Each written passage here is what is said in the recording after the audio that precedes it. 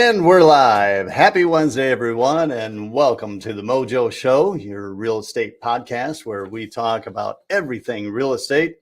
I'm your host, Joe Mortgage. And I'm Cup of Joe Mortgage.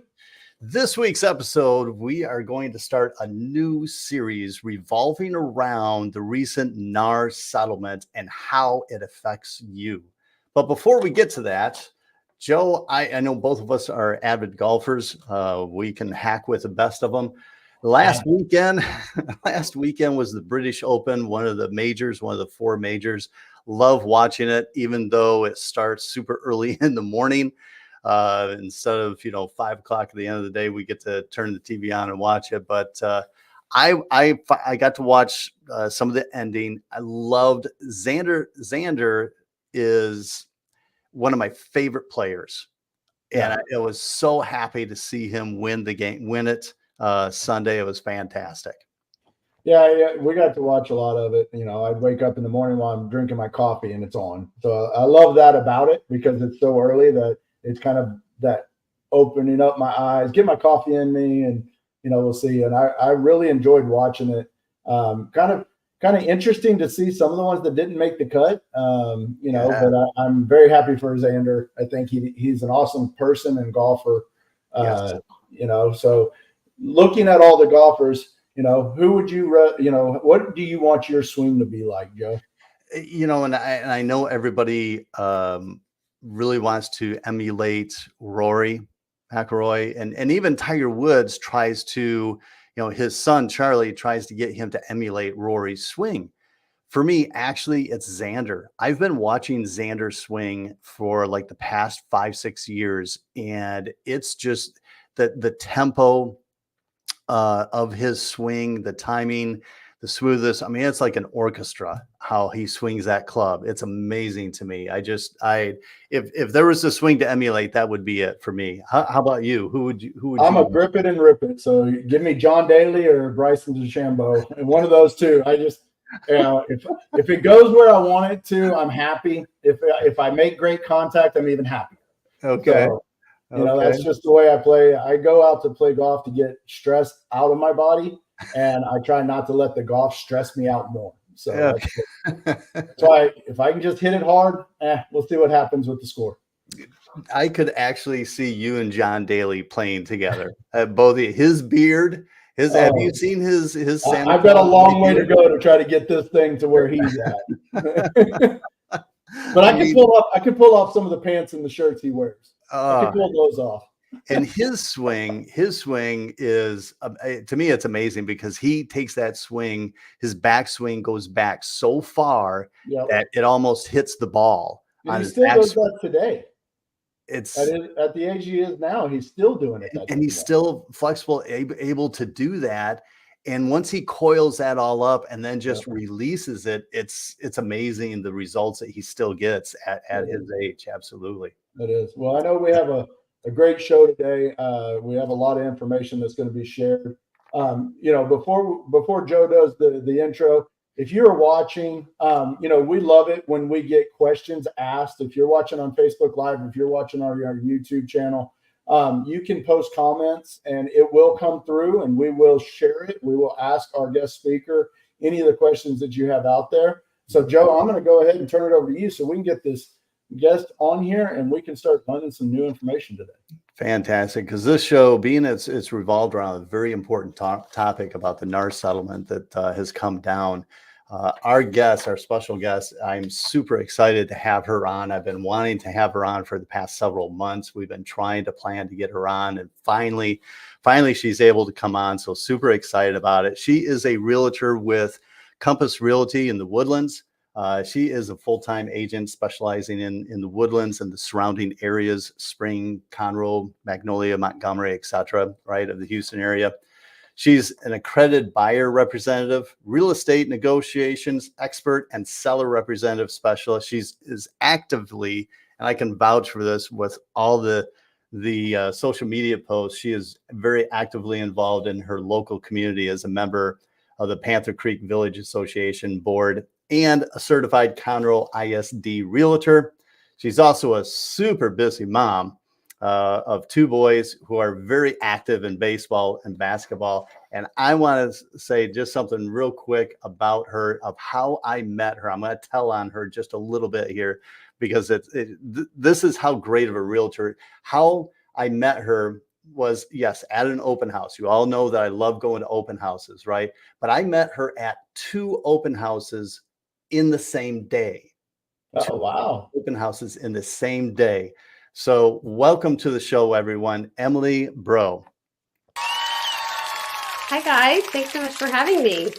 Hi, Emily. We are so excited to have you here. Before we get into it, tell our viewers a little bit more just about yourself. If you could share a little bit about yourself. I know Joe said you had 2 busy boys, and so you're a busy mom. But tell our listeners a little bit more.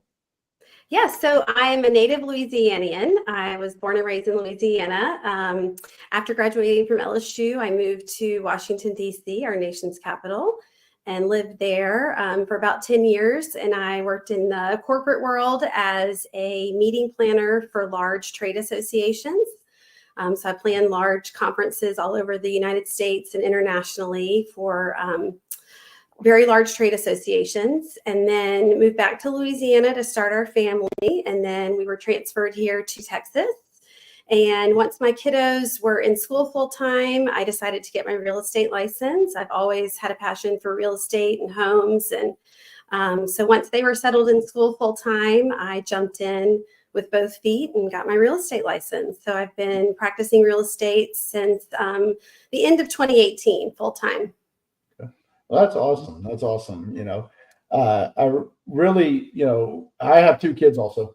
And with those 2 kids, it keeps you busy. I've got a son that's going into his senior year, and then I've got a daughter that's going into her sophomore year. So I understand being busy. Joe sometimes calls me and I'm like, I can't talk right now. So yeah, welcome to the show. I know today we're really looking forward to the knowledge that you have on this NAR settlement.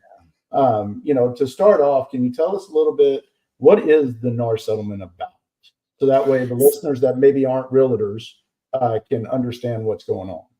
Yes. So years ago, I think it started in 2019, there were some class action lawsuits filed started with a group of sellers in Missouri.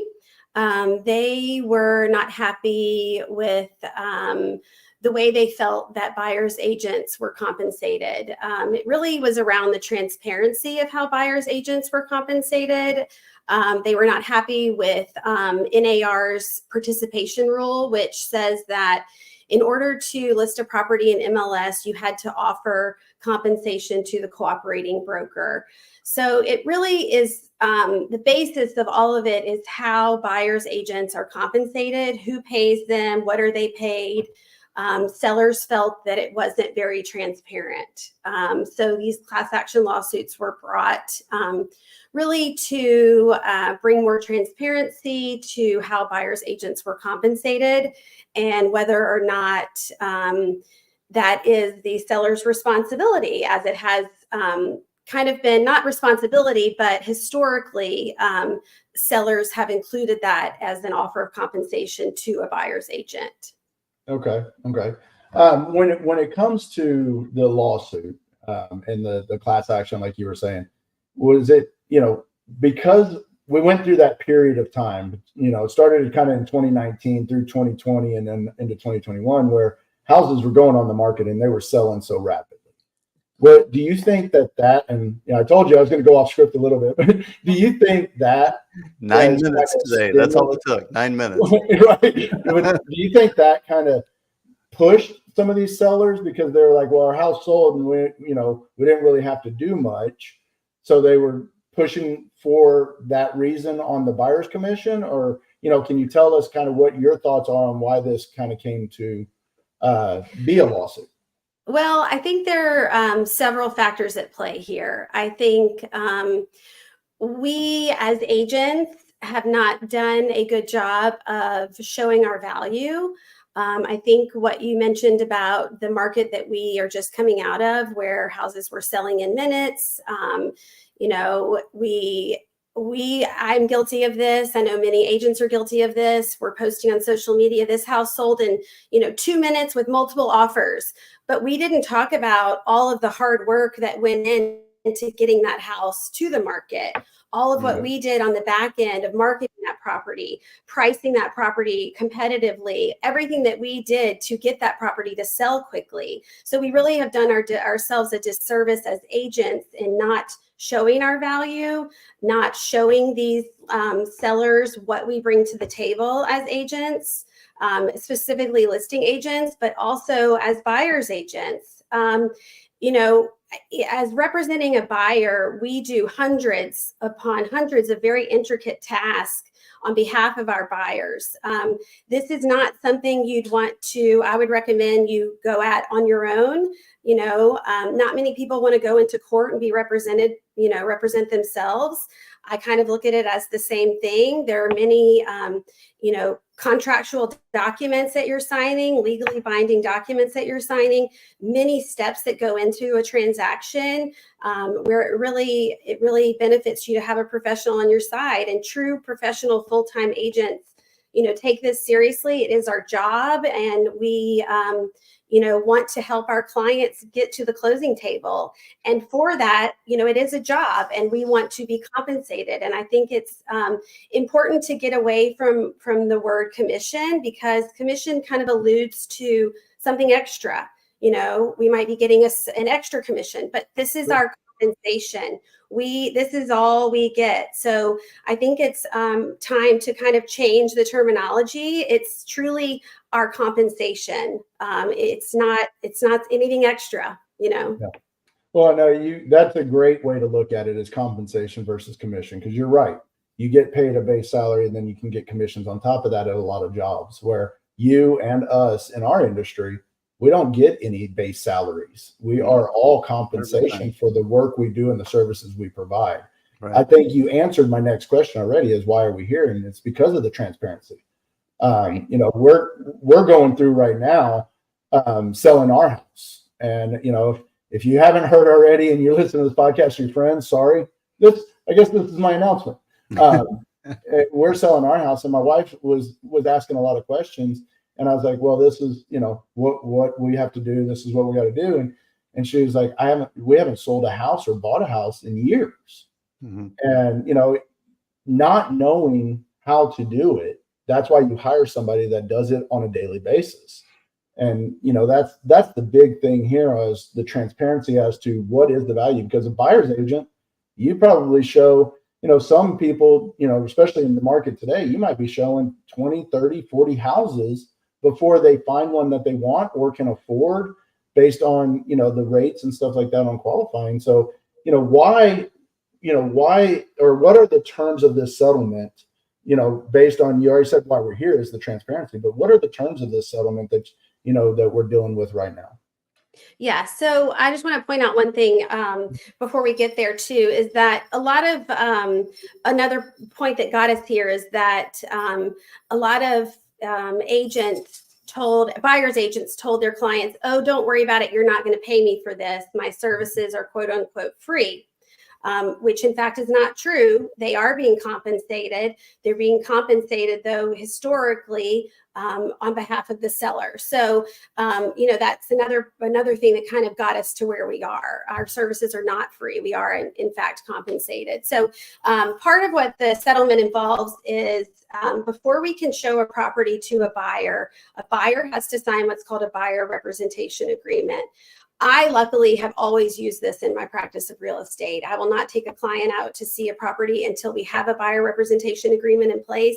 That agreement basically says, these are my duties to you. This is what I'm going to do for you. And this is how I'm going to be compensated. The agreement states that we will first try and negotiate with the seller to pay the compensation for us. If that in fact does not work, if we are not able to do that, then you as the buyer are to compensate us for this agreed upon amount. That amount is and has always been negotiable. It has never been a set amount, which the media is trying to tell us that it has been a set amount. We're forced to charge this amount. This has been the amount, always has been the amount. Compensation, commission has always been negotiable between an agent and their clients. So number one is a buyer has to sign a buyer representation agreement before they can go see a property. This helps with a little bit of a commitment between an agent, because we give our commitment to our client, but before buyer reps are really in place, a buyer could go and call any agent and see any house, and they could kind of jump around and shop agents, and it really there wasn't much commitment on the buyer side. So this really commits the buyer to an agent. It's also a good thing because buyers really need to do their research and make sure they're working with a true professional agent. Right. Because in fact, if they are not able to get that compensation from the seller, then the buyer is going to have to pay the agent for that. So they want to make sure they're really paying for true professional services, because it could come back to them, and that could be a service that they are paying for.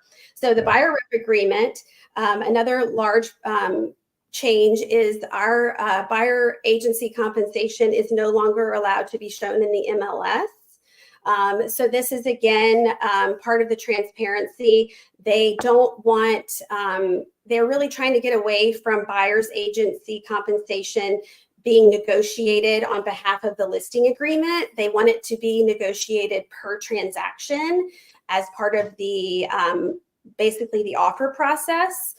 So we no longer can have buyer agent compensation shown in the MLS. This also kind of helps to get away from what the DOJ or what the lawsuit thought were agents, being unethical and steering their clients away from properties that maybe were offering less compensation than what they had agreed to be paid.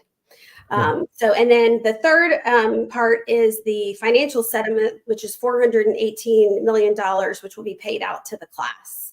And once you really look at it, each person in the class is maybe getting about $30, unfortunately. Majority of it is going to the legal fees. So, yeah. Well, go ahead, Joe. Well, I wanted to, something that you said earlier that I wanted to bring up to the surface here that you were talking about is some of the myths that the media has out there, right, in all of this. And one of them is in regards to the commission, thinking that it's always been a set amount, and I totally agree with you as well in regards to buyers do need to be diligent in doing their research on realtors, because the commission that or compensation that's being paid out, it needs to be worth what's being paid out. And and I think, and this is trying to draw to my point here that I know you'll help me with, Emily, is that you realtors go through a lot for your clients. At least in the professional ones like yourselves, right? As far as everything that you do, it's not just a matter of listing it on NAR or Zillow or something like that. I mean, the pictures that you go through, everything, the costs that you go through that the clients don't see in the background. Can you talk a little bit about that more as far as what all you do as a professional realtor for clients? Yes. As a listing agent, I mean, it's months of research. It's market analysis. It's we meet with I would probably meet with a client 6 months prior to them being ready to list, typically, and we watch the market. We study the market. We see what the comps are doing. We do immense amount of research. We something that I offer is a staging plan. So I'll go through their property. I'll look at anything that might need to be staged. I'll give them a full plan of what needs to be done. We'll look at any repairs that might need to be made. So they can be proactive in getting the property really ready to go on the market. We do professional photography, drone photography, full marketing. We do print marketing, brochures, postcards, social media marketing, social media ads, email marketing. All that costs money. It does cost money, and it's a true investment, and it's an investment on our side. And many times on the buy and sell side, we end up working for free because, again, we are only compensated if that transaction gets to the closing table. So say we work with a buyer, even with a buyer representation agreement, say we work with a buyer for a year and a half and they just decide, I'm just not going to buy. I'm going to stay where I am. I'm not going to buy. We are not compensated. Say Mhm. we work with a seller and we invest all of this upfront money, the photographs, the marketing, the postcards. This is all money out of our pocket. And then the seller decides not to sell. We have again worked for free. Now there's some arrangements where you can get some of that back. Sometimes it just depends on how your agreements are written. But again, the time investment that we have made, our time is not free. Time is incredibly valuable, Mhm. especially when we are working with several clients and we've invested a ton of client time in this client. We've maybe missed out on some other clients while we've invested our time with this client. Yeah. And again, if we don't get to the closing table, we have worked for free. And there's not many industries out there where people work for free. Right. Well, I mean, I think when it doesn't get to the closing table, you're not working for free, because free means you didn't go into any expense. So Right. you're actually paying to do your job. Yeah. Gas. I mean, $3 to $4 a gallon, depending on the type of gas Yep. you buy.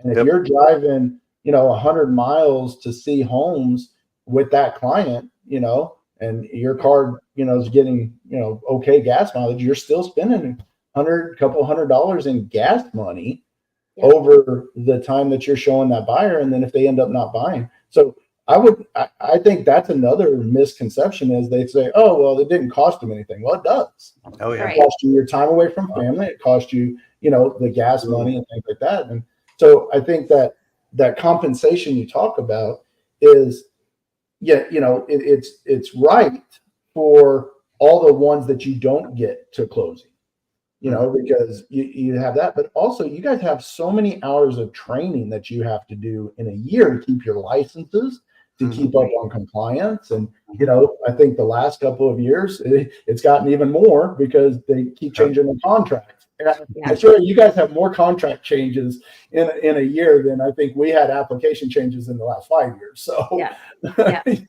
yeah. But I spent 3 hours yesterday just learning all of our new forms that are coming out of this settlement. So yes, things change rapidly, and the media is pushing that we make too much money, and what people don't is that percentage commission that the media has been pushing, that has been standard, is what we walk away with, and that unfortunately is very far from the truth. We have expenses we pay, like we talked about, taxes, and then we have to hang our license with a broker, so we pay splits to our broker. So unfortunately the media is really pushing a narrative that we are not valuable, that we are glorified paper pushers and door openers, and we are compensated too much for that. And unfortunately, that's just very, very far from the truth. And it's an uphill battle for us as professional agents to really get out there and prove our value. And that's what we're going to do. And we're going to pivot, and we're going to be fine, and we're going to make it. So. And anyone that's listening in, realtors, if you've got comments on this, along with Emily and that, please put them in the comment section below. If you're a homeowner that's looking to sell your home or possibly buy your home, if you've got questions, please post them in the comments below while we have Emily here, because she's just a great wealth of knowledge on all of this. Matter of fact, in regards to buyers themselves, Emily, how do you see this affecting those that are buyers wanting to buy a home?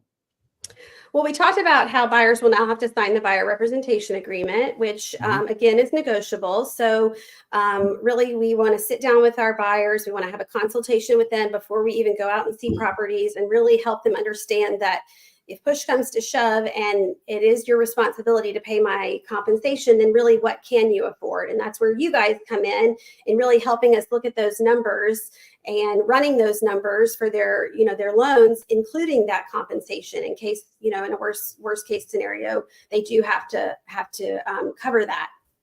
So really buyers need to look at their budget kind of in a different frame of mind now, because this compensation is a new piece of their budget now. So that's really important. Unfortunately, it's going to be a burden on some of our first-time home buyers, because specifically, but all buyers actually, because in a transaction, who's bringing the money to the table? It's the buyer. The buyer has a ton of expenses when they're buying a home. They have inspections, they have appraisals, they have loan fees, they have title fees. They are bringing a ton of cash to closing. And this is just another potential obstacle for them.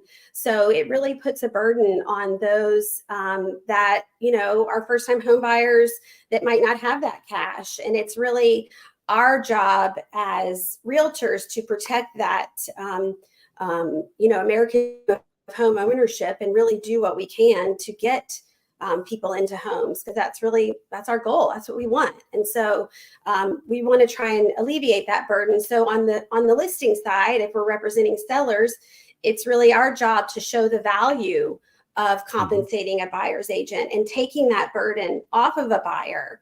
And really, without a buyer, you're not selling your house anyway.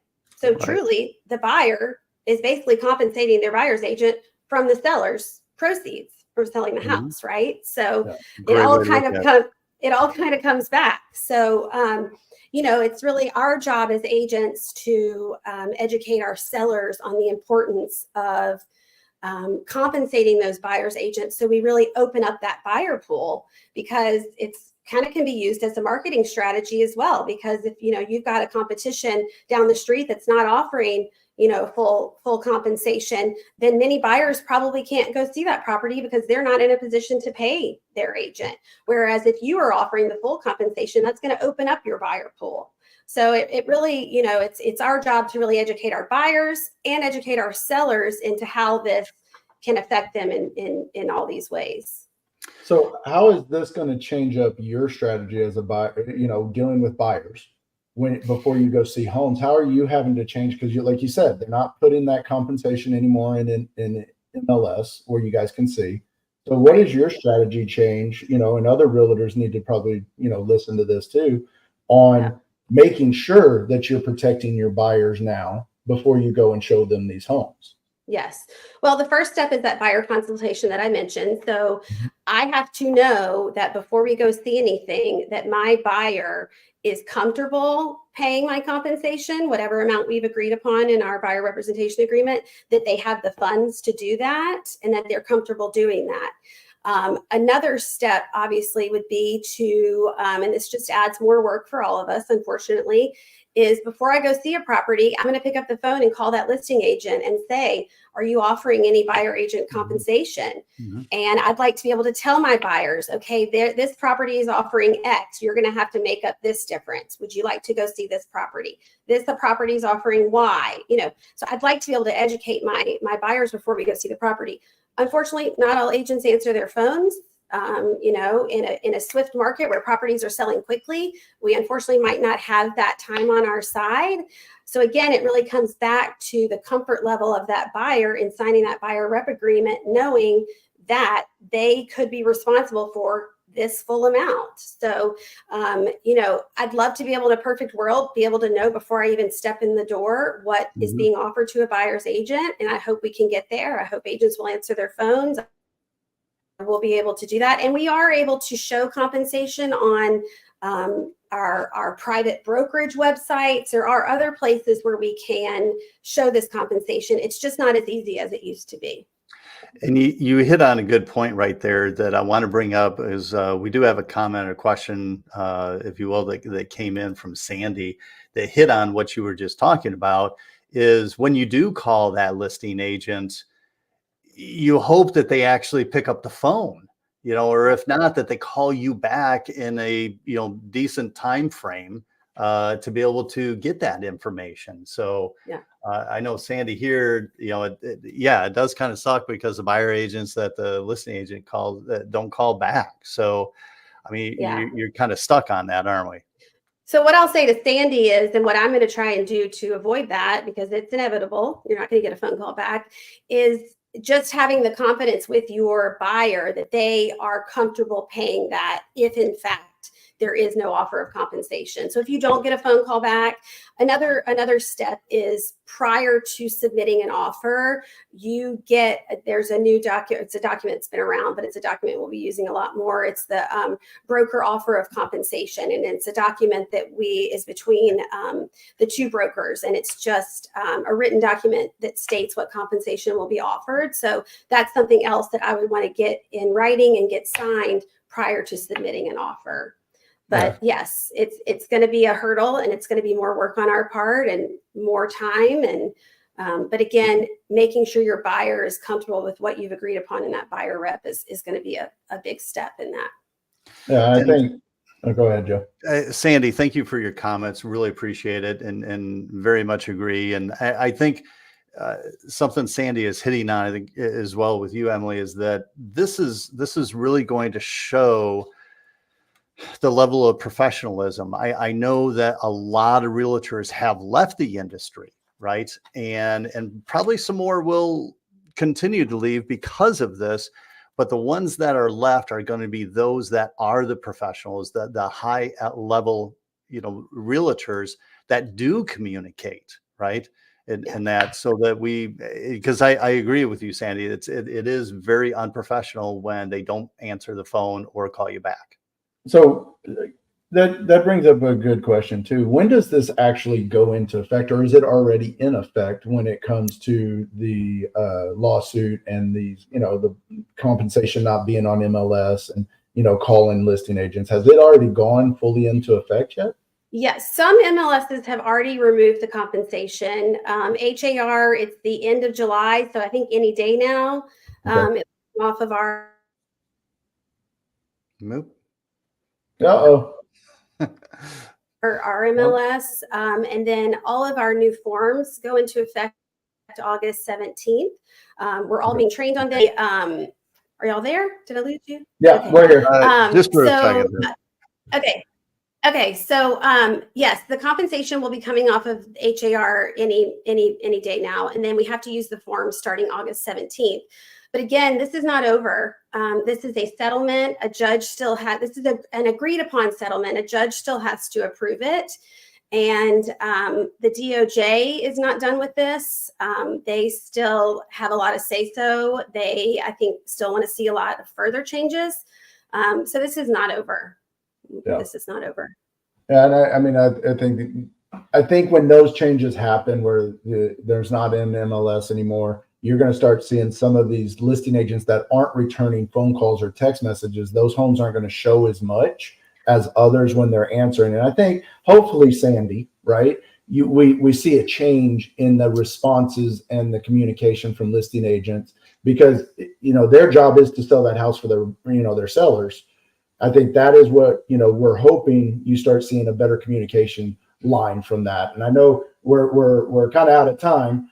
So I'm going to flip it back over to Joe, but I do see listing agents start communicating more when all this is truly all out there and everything is stopped when it comes to the compensation, because if their home's not being shown and they're getting these text messages and everything else, they're not doing their job for their seller. And I think good agents are going to start doing it different. Right. Yeah. Exactly. I know we're over time, but I do have one question, and I'm going to go off script now, Joe, believe it or not. And, I'm wearing it out. you actually are. And Sandy, I see your comment that you just posted. We'll try to get to it as well, because we are going over, but, and I may be opening up Pandora's box here in asking this question. So realtors, and we may get a flood of comments once I ask this. So my thinking on this is, could this lead to steering? Because if you've got 10 houses, Emily, I'm going to use Emily, being that you're on with us, I'll use you. And you've got 10 houses this weekend that you're going to take your client to, and you're going to show them that, 4 of these are not going to pay the compensation. So you will have to come out of your own pocket for that. These other 6 here do pay the compensation, so you don't have to worry about it there. Is it going to get to a point of steering possibly Do we see that possibly happening as an I issue? would say so because it's the buyer's choice. Because it's gonna be the buyer's choice because the buyer has agreed to compensate you a certain amount based on the buyer's representation agreement. You are providing them with the facts of what you know about what this seller has decided to offer or not offer, and it is their choice to decide to see the property or not. It is my ethical duty to present all of the properties to them, which that's another reason they've taken this out of the MLS, is because they don't want steering. They don't want a buyer or an agent to see that in there and say, oh no, I'm not going to send that to my client. So it really comes down to it being the buyer's choice. So I don't think that's going to be an issue. I think if we abide by our code of ethics and we're professional, and we present all of the properties that fit our clients' criteria to them, and then we give them the choice, I think it really is the buyer's choice. Well, and I think what this is also going to do is, good buyers agents, their negotiating powers are going to have to really come into play, because you can negotiate seller concessions if they're not paying a buyer's rep agreement. So if your buyer really wants that house, but they're not paying that buyer rep compensation, then you can always go in and be like, hey, we want 3% towards closing costs to offset what the buyer's bringing, to closing, to pay the buyer's agent. So buyers don't think there's not ways that, the negotiating can happen.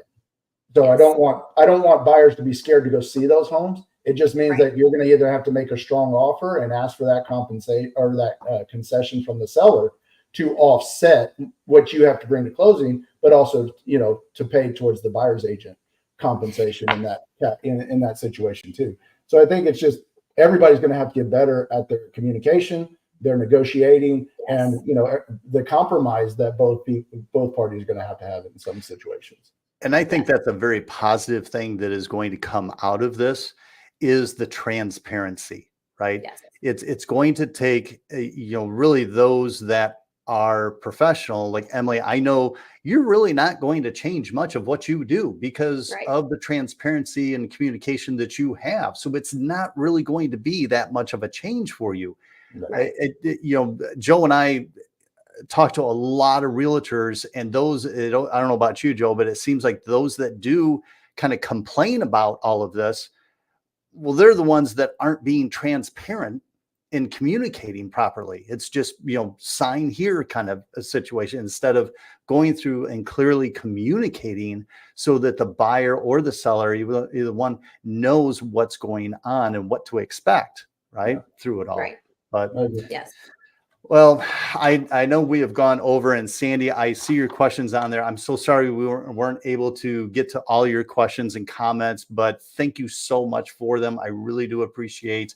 And Emily, I really appreciate you coming on our show today and providing all the insights that you're able to give to our listeners out there. It's fantastic. And everyone on our YouTube channel, I'm going to put a couple of different website resources that talk a lot about what Emily has gone over with us today. I really appreciate, Emily, you actually sharing those websites with me. So I'll put those on our YouTube channel. Look for those there, so that if you want to learn more about it, you can check those out. If any of you have additional questions for Emily, or if you are someone looking to sell your home or purchase a home in the near future, down below, Emily, is this a good way for people to get a hold of you and talk to you further about the NAR settlement, how it affects them as a buyer or a seller? Is this good? Yeah, happy to help. My email is emily.braud, BRAUD, @compass.com, and Instagram and Facebook at Emily Braud Realtor. So happy to answer any questions. You can send me a DM, email. Fantastic. And go out and start following her on Instagram, because then you'll be able to see what she does for a living. Yes, exactly. She's got a lot of great content out there. She is definitely a top tier realtor that I love to work with. So Next week, ladies and gentlemen, next week we are going to continue on with our series focused on the recent NAR settlement, because as you can tell, we just scratched the surface today. This has been a lot of great information, but there's more to cover. So we'll continue on next week with focusing on the NAR settlement and what that means to realtors and for you home buyers out there. So be sure to tune in next week at our usual time, Wednesday, 9 a.m. Central. And thank you everyone for listening today. If you want to catch up on some of our past episodes, or maybe you only caught a portion of this episode, go to our YouTube channel at The Mojo Show Real Estate Podcast. And while you're there, hit the subscribe button, because we are on a mission to get to 1,000 subscribers by the end of the year. So Emily, I don't know if you've done it yet, but please go to the YouTube channel and hit that subscribe button as well. Before I close things out, Joe, any last comments, sir? Just want to say thank you, Emily, for coming on. It was Thanks so much for having me. Yeah. Thank you so much. Good deal. Well, I'm Joe Mortgage, and that handsome guy over there with the beard is Cup of Joe Mortgage, and we'll see you next week.